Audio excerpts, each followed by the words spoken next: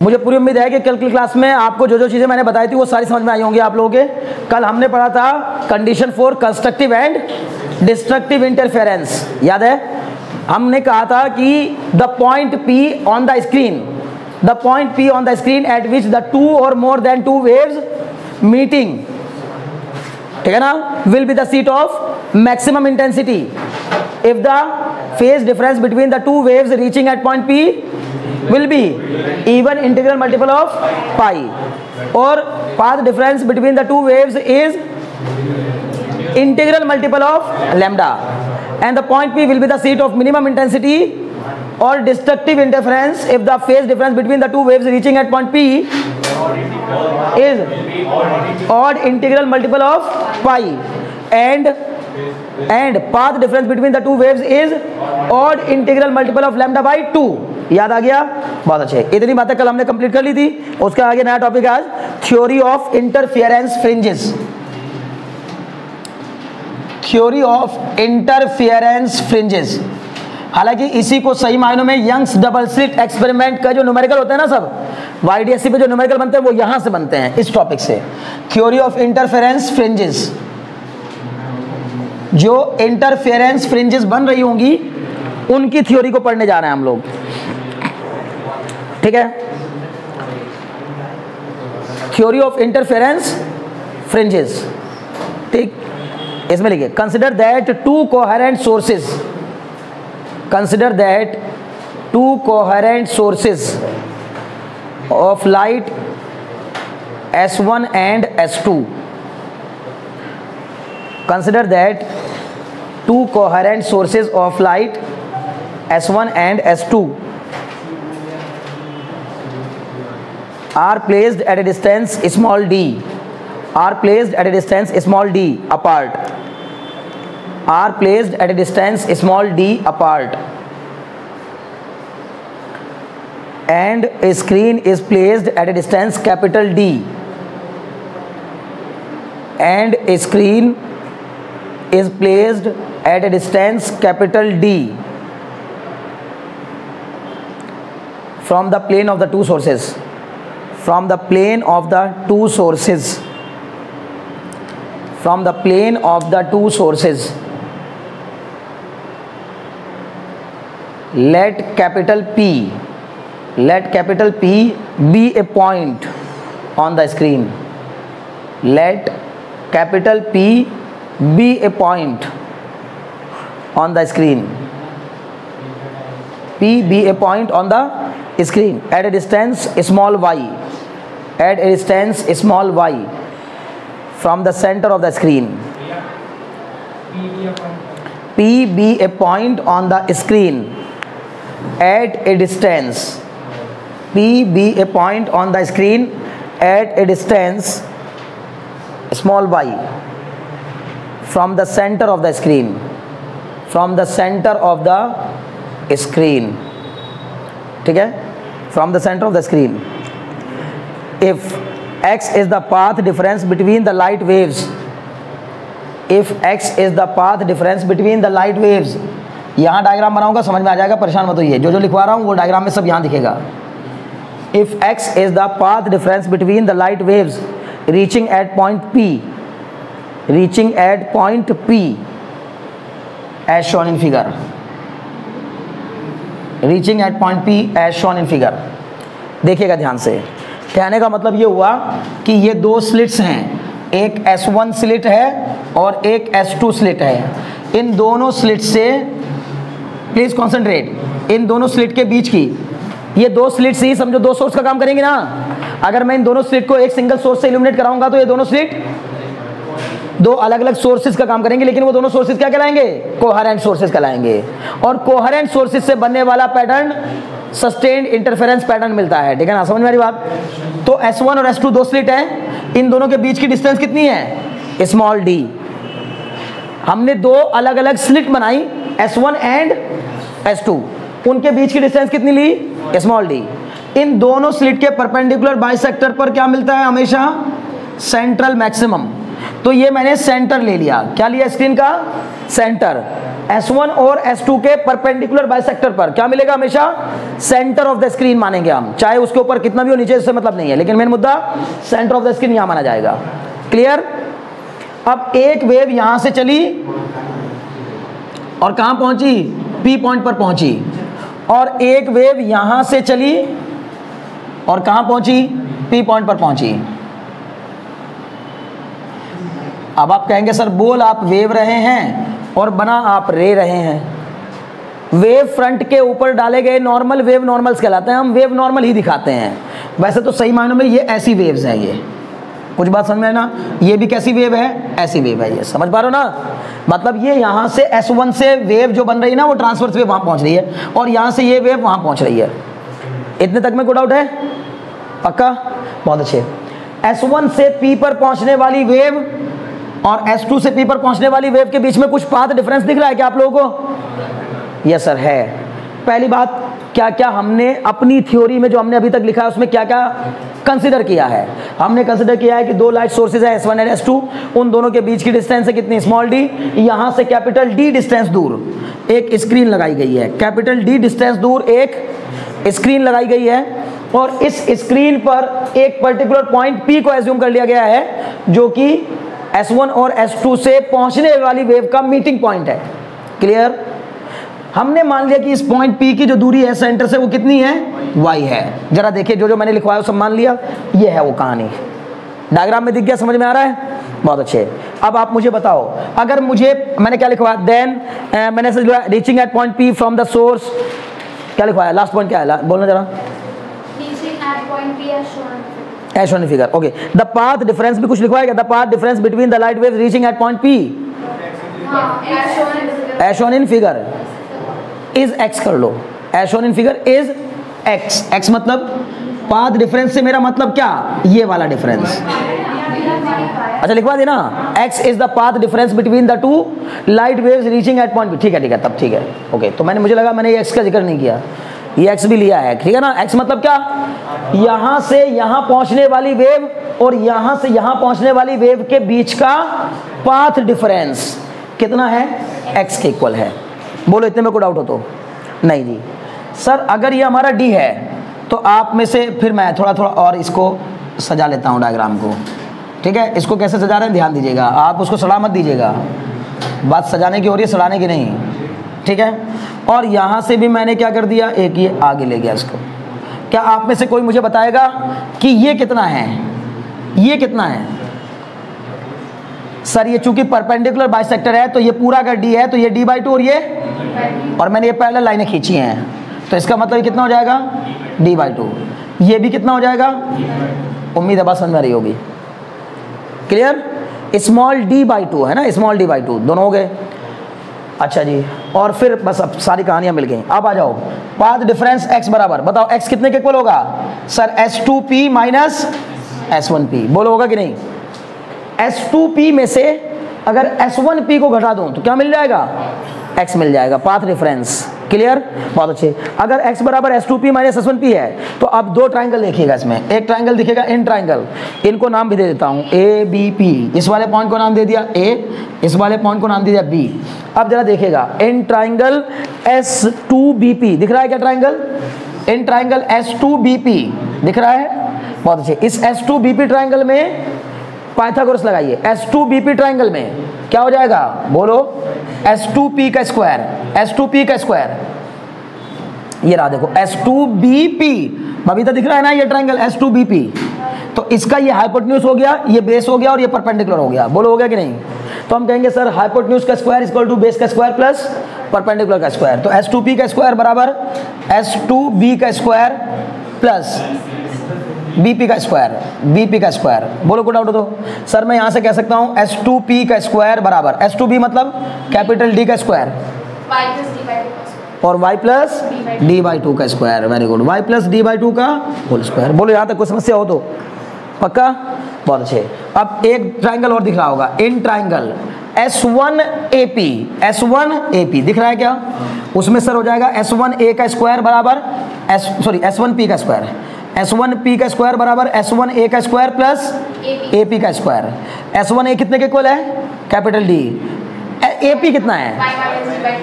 समझ पा रहे हो ना बच्चे मेरे प्यारे? यहां से लेकर यहां तक y है और ये d/2 है और मुझे AP पता करना है, केवल AP। तो क्या करूंगा? पूरे y में से नीचे वाला d/2 घटा दूंगा तो ऊपर वाला आपको क्या मिल जाएगा? y minus d/2। बोलो समझ में आ रहा है कि नहीं? बहुत अच्छे। तो ये हो जाएगा भाई y माइनस d/2 का होल स्क्वायर। इतने में कोई डाउट नहीं जी। S2P का स्क्वायर भी हो गया। ये हो गई मेरी पहली इक्वेशन, ये हो गई मेरी सेकेंड इक्वेशन। क्या करूंगा? Subtract second from first, subtract second from first. First वाली में से सेकेंड को क्यों घटा रहा हूं? ध्यान दीजिएगा। S2P का स्क्वायर माइनस S1P का स्क्वायर, S2P का स्क्वायर माइनस S1P का स्क्वायर, इसमें फॉर्मूला लग जाएगा a square minus b square का। लेकिन जब इसको माइनस करूंगा तो उधर भी माइनस करूंगा। जब इधर वाली साइड को माइनस करूंगा तो d स्क्वायर में से d स्क्वायर गया, खत्म। बचेगा क्या? y प्लस d/2 का whole square minus y minus d/2 का होल स्क्वायर। इतने में कोई डाउट नहीं सर? यहाँ हो गया a square minus b square, मतलब sir S2P minus S1P into में S2P प्लस S1P। नहीं समझे? a minus b into a plus b. कोई डाउट है? इज इक्वल टू कितना सर? ये हो जाएगा y square plus d square by 4 plus 2y d/2।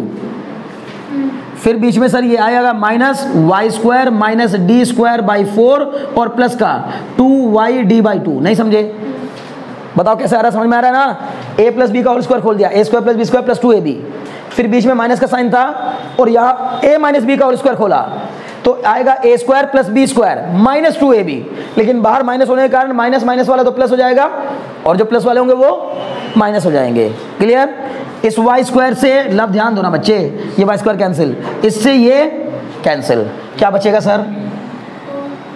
Sir ये बच जाएगा S2P minus S1P into S2P plus S1P is equal to 2y d/2 plus 2y d/2, 4y d/2, 4y d/2। ये भी cut गया, कितना आ जाएगा? 2yd। मुझे पूरी उम्मीद है बात समझ में आ रही होगी। 2yd। अब यहां से सर S2P माइनस S1P कितने के इक्वल था? ये कितने के इक्वल था? देखो ये रहा S2P माइनस S1P कितने के इक्वल? x। तो sir x into S2P plus S1P बराबर कितना? 2yd। क्लियर?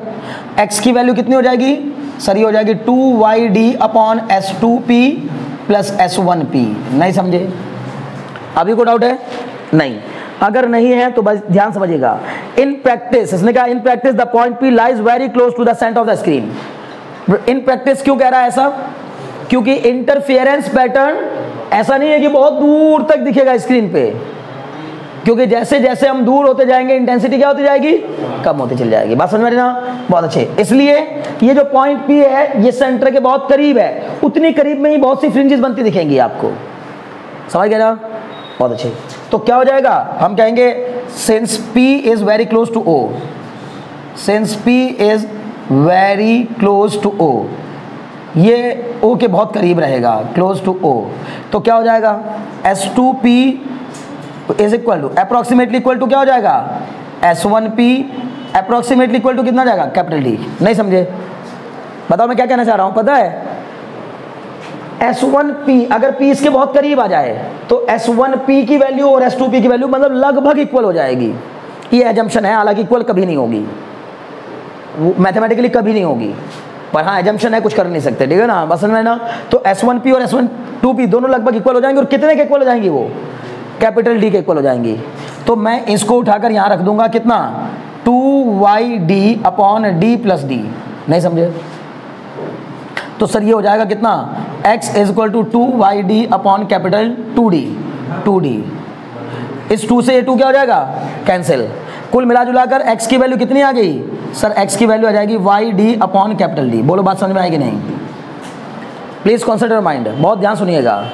समझ, इतना तक समझ में आ रहा है? कोई मुश्किल मैथ्स नहीं लग रही है, बहुत सिंपल सी मैथ्स लगी। पहले पाइथागोरस और फिर माइनस करने पर बहुत बेसिक सी मैथ्स लगी। बस यहाँ आगे ये आपकी गलती है ना, मेरी गलती है, ये मजबूरी है। ठीक है ना? क्या मजबूरी है? कि भाई आप इतना प्रैक्टिकल, इतना अगर प्रैक्टिकल हो जाओगे मैथमेटिकली, इतना ज़्यादा डिटेल में जाओगे कि सर ये इक्वल कैसे हो गए, नहीं हो सकते। भाई मजबूरी बन गई, डेरिवेशंस करना है तो यही होगा, एजम्पशन तो है। मतलब अभी तक ये इसीलिए चीज़ें आइडियल नहीं बन पाई हैं, ठीक है ना। कोई भी चीज़ आइडियल नहीं होती, इसीलिए नहीं होती क्योंकि उसमें कुछ ना कुछ मैथमेटिकली एजम्पशंस लेने पड़ जाते हैं हम लोगों को। क्लियर है इतनी बात? बहुत अच्छे।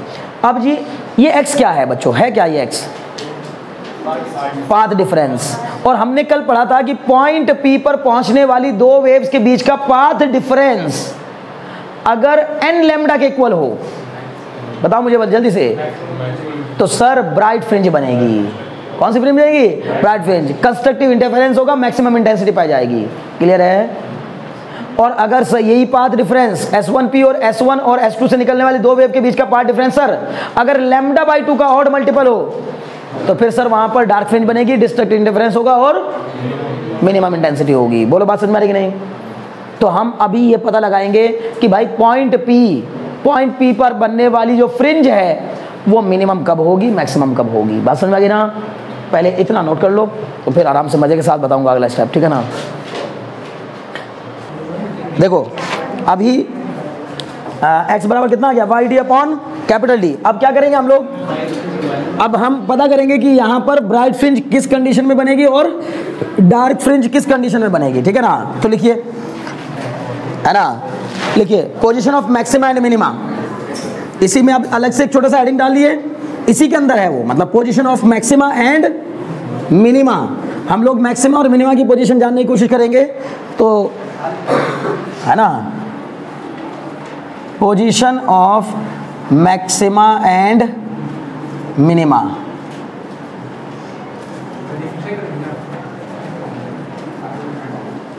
ठीक है, देखिए क्या होगा, position of maxima and minima. अब लिखिए क्या बोलेंगे, the point P will be the position of maxima, the point P will be the position of maxima और ब्राइट फ्रिंज, है ना, will be the position of maxima और bright fringe if x is equal to, बताओ position of maxima होगी या bright fringe बनेगी, यानी कि अगर x की वैल्यू कितनी होगी, n लैम्डा, तो x is equal to n lambda और x इज इक्वल टू क्या है वहां पर, y D upon capital d. तो हम कह देंगे यहाँ से n लैम्डा बराबर y D upon capital d होगा। तो यहाँ से y बराबर क्या आ जाएगा, बताओ, n D lambda upon small d. Clear है, बात समझ में आ रही है? बहुत अच्छे। ये क्या आया, ये आई position of nth bright fringe. Clear है, position of nth bright fringe. nth bright fringe का क्या मतलब हुआ, यानी कहने का मतलब n की वैल्यू जैसे से बदलेगी वैसे वैसे हमें पता चल जाएगी position of different bright fringes. अगर मैं n की वैल्यू 0 रखूंगा, बताओ, if n is equal to 0 तो y is equal to 0। y is equal to 0 का मतलब ये हुआ कि y इज इक्वल टू 0 पर हमें सेंट्रल मैक्सिमम मिलेगा, ब्राइट फ्रिंज मिलेगी, सेंट्रल मैक्सिमा और ब्राइट फ्रिंज मिलेगी, ठीक है ना।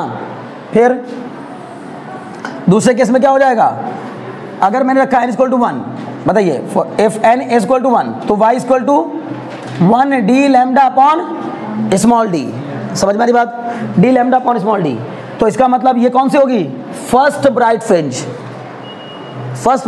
समझ में आ रही बात ना। मैं n इज इक्वल टू 1 पर लिखूंगा डिस्टेंस ऑफ, भाई ये y की वैल्यू क्या आ रही है, अच्छा बताओ, छोड़ो, y इज इक्वल टू 0 होना मतलब सेंटर से डिस्टेंस अगर 0 रहेगी तो हमें ब्राइट फ्रिंज मिलेगी, और उस ब्राइट फ्रिंज को हम क्या नाम देंगे, सेंट्रल मैक्सिमा। क्लियर। अगर n की वैल्यू 1 रहेगी तो हम y इज इक्वल टू लिखेंगे 1 d lambda upon small d. Clear, इतनी बात समझ में आ रही है। ये y is equal to 1 d lambda upon small d का मतलब क्या हुआ, पहली ब्राइट फ्रिंज की दूरी कितनी होगी, पहली ब्राइट फ्रिंज की डिस्टेंस। क्लियर है। दूसरा, इफ यानी कि distance of first bright fringe from centre of the screen, ठीक है ना, distance of first bright fringe from the centre of the screen, distance of first bright fringe from the centre, ठीक है ना। अच्छा, ऐसे n इक्वल टू 2 रखोगे तो क्या आएगा, n इक्वल टू 2 रखने पर 2d lambda upon small d, distance of second bright fringe. नहीं समझे, इस O के ऊपर एक B1, फिर B2, फिर B3, फिर B4, मतलब y की वैल्यू डिपेंड कर रही है। अगर y की value d lambda upon small d के इक्वल आई तो समझ जाइए कि पहली ब्राइट फ्रिंज की दूरी मिल गई हमें। पहली ब्राइट फ्रिंज, सेंटर के बाद पहली ब्राइट फ्रिंज कितनी दूर मिलेगी? तो जवाब होगा sir d lambda upon small d के इक्वल। सेंटर के बाद दूसरी ब्राइट फ्रिंज कहाँ मिलेगी? Sir 2d lambda upon small d पर मिलेगी। क्लियर है ना? कोई डाउट है? तीसरी ब्राइट फ्रिंज कहाँ पर मिलेगी? Sir 3d lambda upon small d पर मिलेगी। क्लियर है ना? अभी कोई डाउट है? नहीं। इसी तरह चौथी, पांचवी, छठी एन की वैल्यू रखते जाएंगे, हमें पहली, दूसरी, तीसरी मिलती चल जाएंगी। एनवी ब्राइट फ्रिंज कहाँ मिलेगी? वाई एन, तो सर एन बराबर एन ही रखना होगा। N d lambda upon small d, ये क्या हो जाएगी बताओ? Distance of nth bright, distance of nth bright fringe from centre, distance of nth bright fringe from centre. चलो तो नोट कर लो, और अभी फिर डार्क फ्रिंजेस की भी देखते हैं, ठीक है ना? लिखिए, the point P will be the position of minimum intensity, the point P will be the position of minimum intensity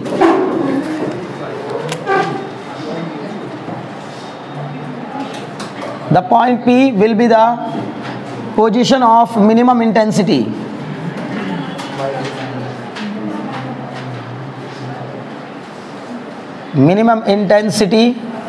और डार्क फ्रिंज,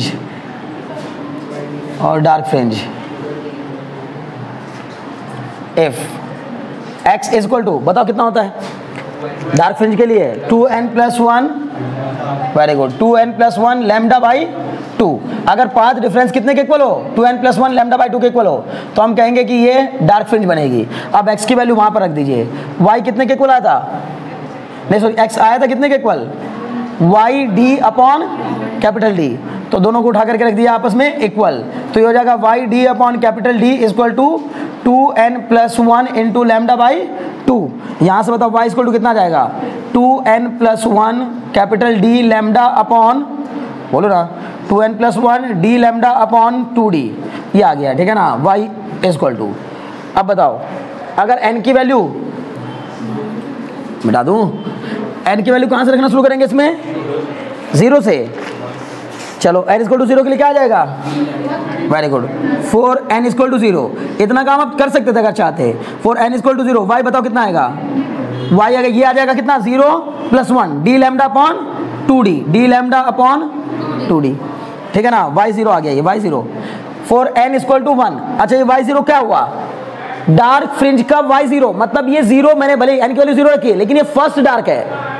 सेंटर पर हमेशा मैक्सिमा, उसके जस्ट बगल में ये डार्क आएगी, ये डार्क, ये सेंट्रल ब्राइट के जस्ट बगल वाली डार्क है, लेकिन इसको कहा क्या जाएगा?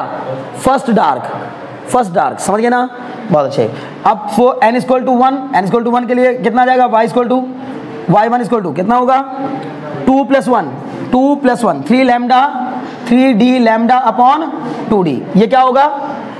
Second, very good, distance of second dark fringe, distance of second dark fringe, ये सेकेंड डार्क फ्रिंज की डिस्टेंस होगी। हो गया। For n equal to 2, n is equal to 2 के लिए y2 बराबर कितना हो जाएगा बताइए? 5d लैम्डा अपॉन 2d, मतलब distance of third dark fringe, distance of third dark fringe. Clear है? अब बताओ कितना हो जाएगा? हो गया। अच्छा जी, जरा मुझे बताओ distance of first bright fringe कहाँ आई थी? Distance of first bright fringe कितनी आई थी? वो आई थी sir D lambda upon small d, और डिस्टेंस ऑफ फर्स्ट डार्क कहाँ आई? D lambda upon small d का 1/2, मतलब सेंट्रल ब्राइट से अगर इतने पर D lambda upon small d पर क्या मिली आपको? फर्स्ट ब्राइट, तो फर्स्ट डार्क कहाँ मिली? सर इसके आधे पर, नहीं समझे? D lambda upon small d का ये क्या है? हाफ है, हाफ। इसका मतलब सर सेंट्रल ब्राइट और फर्स्ट ब्राइट के बीच में क्या मिलेगी? एक डार्क मिलेगी, नहीं समझे? पहली डार्क, क्लियर हो रहा है? सेंट्रल ब्राइट फ्रिंज और फर्स्ट ब्राइट फ्रिंज के बीच में फर्स्ट डार्क फ्रिंज मिलेगी। और ये जो मैं पॉइंट निकाल रहा हूं ना, ये पॉइंट की पोजीशन, ये उस फ्रिंज के सेंटर की पोजीशन आ रही है, फ्रिंज के सेंटर की पोजीशन। जैसे सपोज कर लीजिए कि सेंट्रल ब्राइट की विड्थ इतनी है, इतनी, ठीक है, तो इतनी ही विड्थ की यहां पर क्या मिलेगी, पहले डार्क, फिर उसके बाद उतनी विड्थ की क्या मिलेगी यहां पर, ब्राइट। समझ में आ रही बात ना? और ये पहले डार्क जो मिलेगी वो कहां से, मैंने कहा ये इसका सेंटर मिलेगा। वो जो मैं दूरी निकाल रहा हूं वो कहां से निकाल रहा हूं, जैसे मान लीजिए डार्क फ्रिंज इतनी चौड़ी है, तो ये जो मैं डिस्टेंस पता कर रहा हूं ये यहां से पता कर रहा हूं, सेंटर से यहां तक की दूरी, मतलब उस डार्क फ्रिंज के सेंटर की दूरी। समझ में आ रहा है? बहुत अच्छे। YN बता दो, YN तो सर वही हो जाएगा 2n+1 d lambda upon 2d। ये क्या हो जाएगा समझो, ये हो जाएगा sir distance of nth dark fringe, distance of nth dark fringe, ठीक है ना, from the centre of the screen, from the centre of the screen. कहाँ से है ये, from the centre of the screen, screen के सेंटर से दूरी है, ठीक है ना। चलिए ठीक है, बताओ इतनी बात समझ में आ गई कि नहीं आ गई? इसी के साथ साथ फ्रिंज विड्थ भी कर लो, फ्रिंज विड्थ, फिर उसके बाद, क्योंकि क्वेश्चन करने में तभी मजा आएगा। इस पे क्वेश्चन आएगा भाई पेपर में, बार बार कह रहा हूं, इस पे क्वेश्चन आते हैं। बस एक छोटा सा टर्म और बचा इसमें, ये पूरा हो जाएगा, ठीक है ना। फ्रिंज विड्थ, ये जो फ्रिंजेस बन रही हैं भाई, मैं आपसे बार बार पूछ रहा हूं, आप मुझे बताओ आपको ये कहानी समझ में आ गई कि नहीं, कि हम पता क्या कर रहे थे, हम ये जानने की कोशिश कर रहे हैं कि दो स्लिट लेकर जब हम एक्सपेरिमेंट कराते हैं तो उस स्लिट के सामने जितनी दूर स्क्रीन लगी होती है वो दूरी बताओ कितनी होती है, कैपिटल D।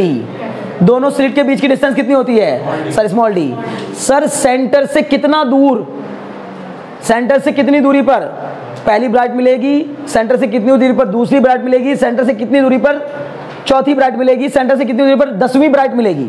अगर ये पता करना है तो सर फॉर्मूला लगाऊंगा। अगर मुझे Y10 निकालना है, Y10, तो मैंने बताया अभी ब्राइट फ्रिंज वाले के nth का फॉर्मूला YN बराबर ND, कैपिटल D वाला D, ND lambda upon small d। तो अगर मुझे 10वीं ब्राइट निकालनी है तो फिर n की जगह 10 रख देंगे, बस सिंपल। तो सेंटर से कितना दूरी पर 10वीं ब्राइट मिलेगी आपको मिल जाएगा। क्लियर है? बहुत अच्छे। अगर मुझे पता करना 10वीं डार्क फ्रिंज कहाँ मिलेगी तो सर इसमें n की वैल्यू 10 रख देंगे। बोलो बात समझ में आ रही कि नहीं? गलत, इसमें n की वैल्यू, बोलो ना, इसमें n की वैल्यू क्या रखूंगा, ये भी यहां मैं गलत लिख दिया हूं, आपने मुझे बताया नहीं। बोलो क्यों? 0 पर हमने मानी थी फर्स्ट डार्क, 0 को माना था फर्स्ट डार्क, 1 को माना था सेकंड डार्क, 2 को मानेंगे थर्ड डार्क, तो n रखने पर आएगी n+1th डार्क, n+1th डार्क। नहीं समझे? पकड़ पा रहे हो कि नहीं? अगर मुझे निकालना है, बार बार कह रहा हूं, अगर मुझे पता करनी है 10वीं डार्क तो मैं यहाँ n की वैल्यू 9 रखूंगा। क्या रखूंगा? 9।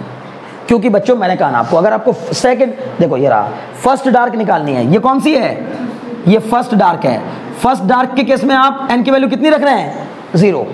जब n की वैल्यू 0 रखेंगे तो फर्स्ट डार्क की डिस्टेंस मिलेगी, n की वैल्यू 1 रखेंगे तो सेकंड डार्क, n की वैल्यू 3 रखेंगे तो फोर्थ डार्क, n की वैल्यू 3 रखेंगे, n की वैल्यू 3 रखेंगे तो फोर्थ डार्क। समझ गए ना? बहुत अच्छे। अब हो गया, इतना क्लियर हो रहा है पक्का? अब बात आती है फ्रिंज विड्थ की, लिख लीजिए जल्दी से, लिखिए the space between any two consecutive bright fringe width, the space between any two consecutive, the space between any two consecutive, consecutive की स्पेलिंग होती है CONSECUTIV, the space between any two consecutive bright fringes, the distance या space between any two consecutive bright fringes is equal to, मतलब क्या कहना का मतलब हुआ, दो ब्राइट फ्रिंज के बीच में ही तो एक डार्क फ्रिंज मिलती है ना, पता है ना ये बात? तो अगर मैंने क्या कह दिया, space between the to bright fringes, दो ब्राइट फ्रिंज के बीच का स्पेस किसकी विड्थ को बताएगा? डार्क फ्रिंज की विड्थ को बताएगा। और दो डार्क फ्रिंज के बीच का स्पेस ब्राइट फ्रिंज की विड्थ को बताएगा। बोलो बात समझ में कि नहीं? पक्का? बहुत अच्छे। तो क्या लिखा था, space between any two consecutive bright fringes is equal to the width of a dark fringe, is equal to the width of a dark fringe, is equal to the width of the dark fringe, is equal to the width of the dark fringe. ठीक है, तो बताओ width of dark fringe कितनी हो जाएगी, width of, width मतलब चौड़ाई, समझ रहे हो ना भाई, विड्थ ऑफ डार्क फ्रिंज कितनी हो जाएगी बताओ, दो कॉन्सेक्यूटिव ब्राइट फ्रिंज की दूरियों का डिफरेंस ही तो क्या कहलाएगा भाई। एक बात तो बताओ, मान लो मैंने पता कर लिया तीसरी ब्राइट और चौथी ब्राइट की दूरी पता कर ली, तो तीसरी ब्राइट और चौथी ब्राइट के दूरियों का जो डिफरेंस होगा, तीसरी ब्राइट मिली उसके बाद चौथी ब्राइट, उनके बीच में कौन है, डार्क, तो वो उनके बीच की जितनी चौड़ाई है वो क्या होगी, डार्क फ्रिंज की चौड़ाई होगी। सवाल बोलो बात समझ में आएगी नहीं। तो इसका मतलब अगर मुझे डार्क फ्रिंज की विड्थ पता करनी है, कोई भी ले लो, आपका मन करे तीसरी चौथी के बीच का गैप ले लो, आपका मन करे चौथी पांचवी के बीच का गैप ले लो, बस दो कॉन्सेक्यूटिव का गैप लेना है, दो कॉन्सेक्यूटिव ब्राइट फ्रिंज के बीच का गैप लेना है, समझ गया ना। तो इसका मतलब अगर मैंने विड्थ ऑफ डार्क फ्रिंज निकालनी है, बीटा, उसको बीटा से रिप्रेजेंट करते हैं, बीटा बराबर वाई एन माइनस 1। क्या समझे इस बात को, NV ब्राइट फ्रिंज की दूरी में से N-1V ब्राइट फ्रिंज की दूरी को माइनस कर देंगे। NV ब्राइट फ्रिंज की दूरी कोई मुझे बताएगा क्या, NV ब्राइट फ्रिंज की दूरी sir ND lambda upon small d, अभी तो निकल पाया।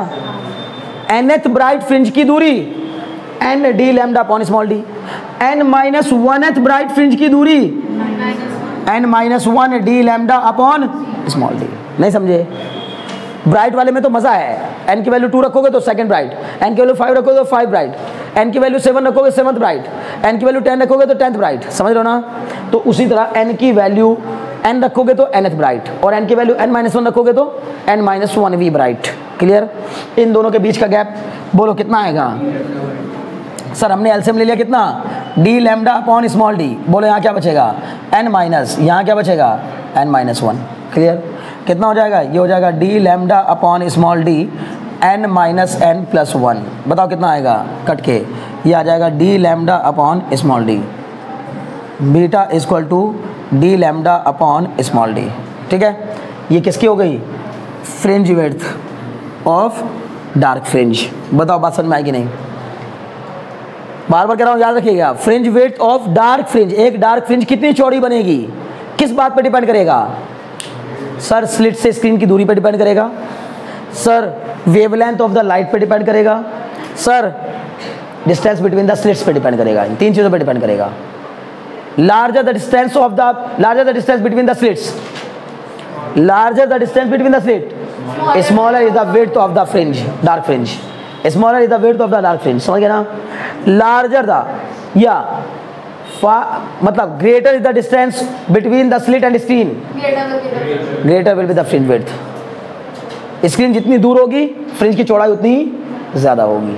बोलो बात समझ में आ रही कि नहीं, बहुत अच्छे। अगर मैंने आपसे पूछ लिया fringe width of bright fringe, बताओ ब्राइट फ्रिंज की विड्थ कितनी हो जाएगी, तो अब कहेंगे सर दो कॉन्सेक्यूटिव डार्क के बीच की दूरी को कहते हैं, नहीं समझे, width of dark fringe, width of bright fringe.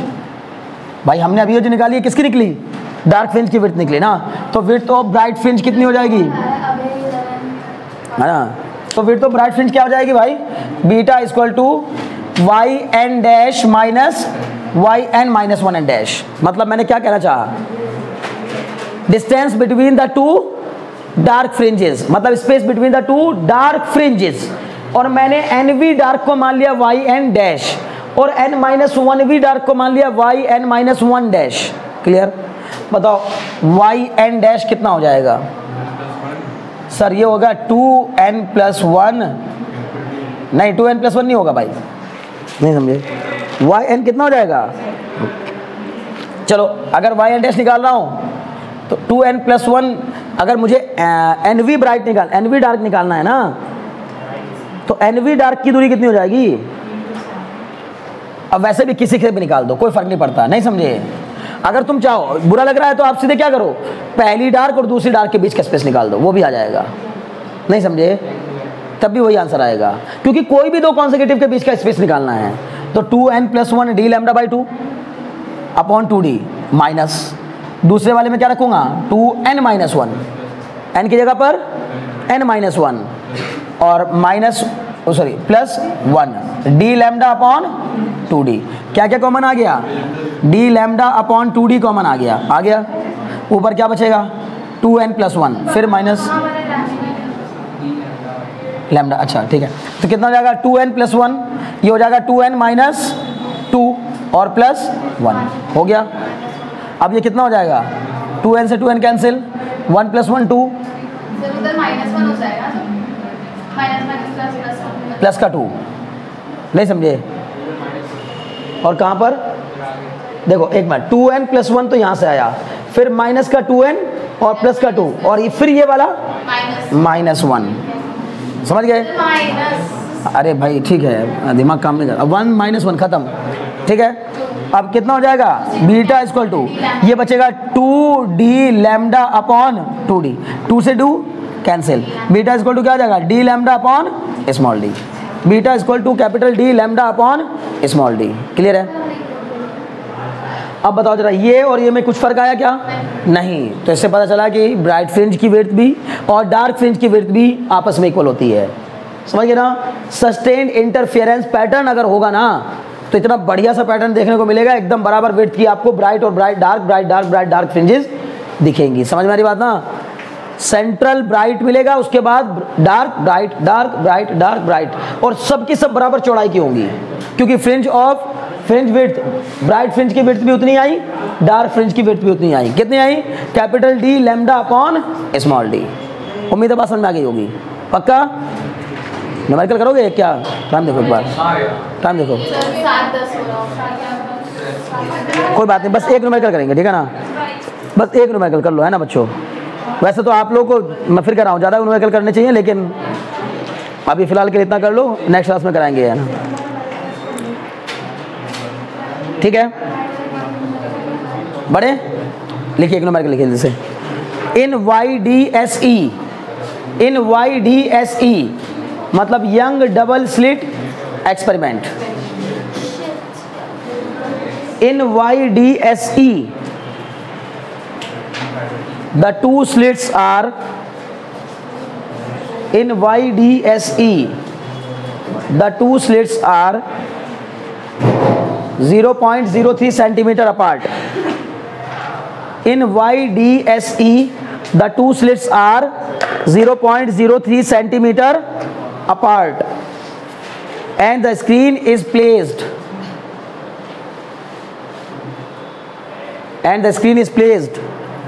1.5 meter away, and the screen is placed 1.5 meter away. Screen is placed 1.5 meter away. The distance between the central bright and fourth bright. The distance between the central bright and fourth bright. The distance between the central bright and fourth bright fringe is 1 centimeter. The distance between the central bright and fourth bright fringe is 1 centimeter. Determine the wavelength of the light used. Determine the wavelength of the light used. Determine the wavelength of the light used.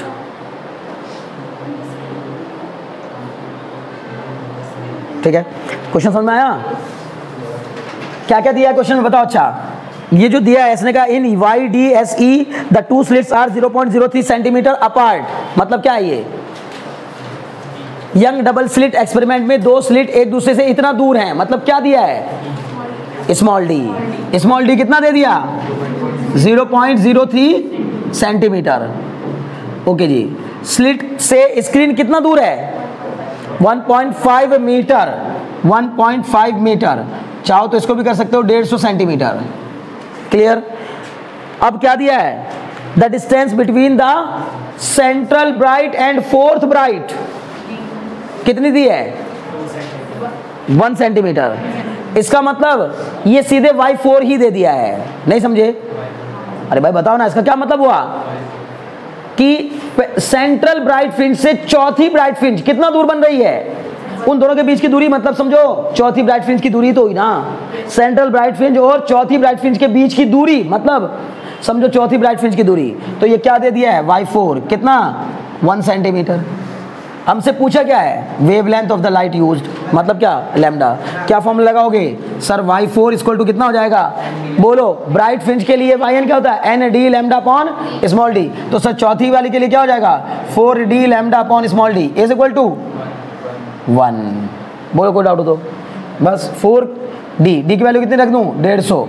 Lambda की value मुझे निकालनी है, d बताओ कितना रख दूं? Small d 0.03 equal to 1। यहाँ से लैम्डा निकालिए, कितना जाएगा? 0.03 अपॉन ये कितना जाएगा? 600। नहीं समझे?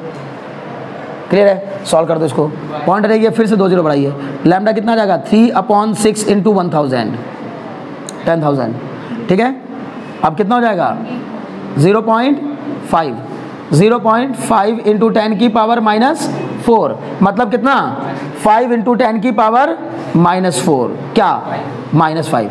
5 इंटू 10 की पावर -5 मीटर। मीटर या सेंटीमीटर? सेंटीमीटर। सेंटीमीटर। अरे भाई समझ पा रहे हो कि नहीं यार? तुम तो एकदम बिल्कुल शांति वाले अंदाज में बैठे हो, जैसे लग रहा है कुछ समझ में नहीं आ रहा क्या? बताना ही चाह रहा हूँ। अभी हमने क्या निकाला है? ये आ गया आपका 5 इंटू 10 की पावर -5 क्या? सेंटीमीटर। तो फिर भाई मीटर में कितना हो जाएगा? ये हो जाएगा sir lambda is equal to 5 into 10 की पावर -7 मीटर। ठीक है ना? समझ में आया? ऐसे क्वेश्चन आएंगे पेपर में, मतलब बार बार कह रहा हूँ। अगर वो इसी क्वेश्चन में हमसे कहता what is the fringe width, what is the fringe width, तो फिर बीटा बराबर D lambda upon small D. Lambda हमारा निकल चुका है, डी कितना है? 150। डी कितना है? 150 सेंटीमीटर। लैम्डा हमारे पास ऑलरेडी है, सेंटीमीटर में लेना, लेकिन कितना? 5 इंटू 10 की पावर -5 अपॉन स्मॉल डी कितना है? 0.03। सॉल्व कर दीजिएगा, क्या निकल आएगा? बीटा। बोलो बात समझ में आ रही कि नहीं? ऐसे क्वेश्चन आएंगे पेपर में। अभी तो उसने चौथी ब्राइट फ्रिंज की दूरी देकर आपसे क्या पूछा? लैम्डा पूछा। कभी कभी ऐसा करेगा कि लैम्डा देकर पूछ लेगा 10वीं ब्राइट फ्रिंज कहाँ बनेगी, 5वीं ब्राइट फ्रिंज कहाँ बनेगी, चौथी ब्राइट फ्रिंज कहाँ बनेगी। इंटरफेरेंस का सबसे इंपॉर्टेंट टॉपिक यही है, ठीक है ना? हाँ, कितना रहा फ्रिंज विड्थ? जो भी है, क्योंकि उसने पूछा नहीं था ऐसा, तो आंसर दिया नहीं है। ठीक है ना? मुझे उम्मीद है बात समझ में आ गई होगी। ठीक है, ओके, आज के लिए इतना काफ़ी है। मिलता है नेक्स्ट क्लास में फिर से। ठीक है ना?